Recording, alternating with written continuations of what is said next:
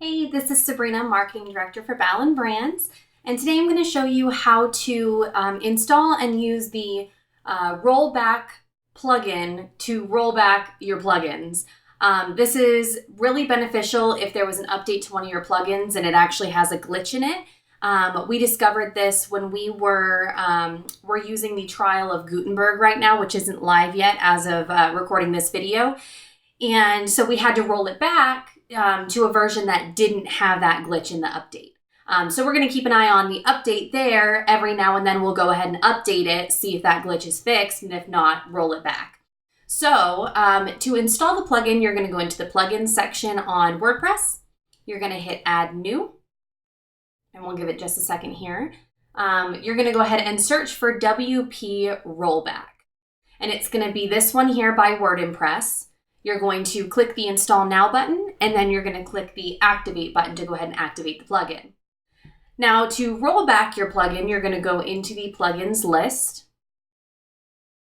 and whichever plugin it is that you would like to roll back, so I'm going to go ahead and use Gutenberg as an example. I'm not going to roll it all the way back.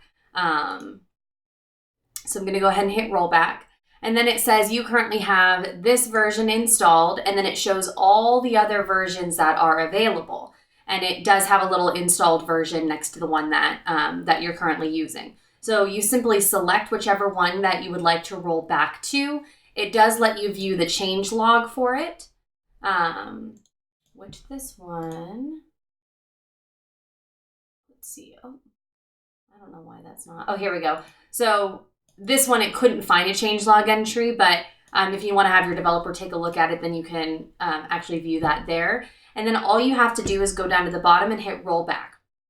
Now you can test the rollback on a staging website, which a staging website is a website. It's a copy of your website that isn't live, so you can see if it actually fixes the issue or not.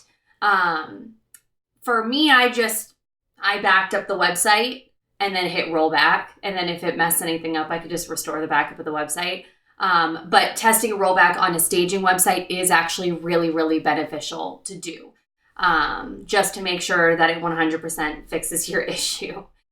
Once you hit rollback, it's going to act like it's installing the plugin, and it'll give you a link to activate that plugin, because once you roll it back to another version, you have to reactivate it.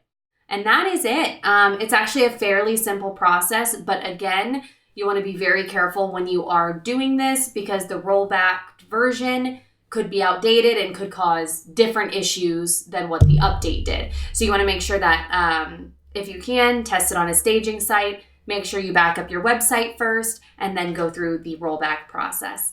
And that is it. If you have any questions, you can reach us at team@ballenbrands.com. And if you need help with any marketing services for your business, you can hop over to ballenbrands.com to learn more. Thanks for watching.